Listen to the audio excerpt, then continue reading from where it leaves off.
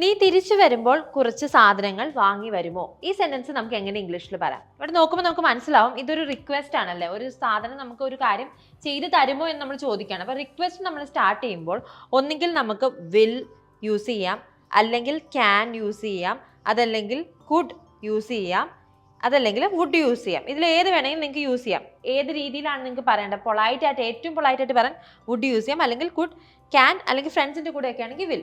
ഇനി നമുക്ക് സെൻറ്റൻസ് എങ്ങനെ ട്രാൻസ്ലേറ്റ് ചെയ്യാൻ പറ്റും? നീ തിരിച്ചു വരുമ്പോൾ, നീ അതാണ് നമ്മുടെ ഇവിടുത്തെ സബ്ജക്റ്റ്. നീ തിരിച്ചു വരുമ്പോൾ കുറച്ച് സാധനങ്ങൾ വാങ്ങി വരുമോ? അപ്പോൾ will you buy some things. ഇനി തിരിച്ചു വരുമ്പോൾ, ഇപ്പം നമ്മൾ എഴുതിയിരിക്കുന്നത് നീ സാധനങ്ങൾ വാങ്ങുമോ എന്നുള്ളതാണ്. അപ്പോൾ തിരിച്ചു വരുമ്പോൾ എന്നുള്ളത് എങ്ങനെ എഴുതാൻ പറ്റും?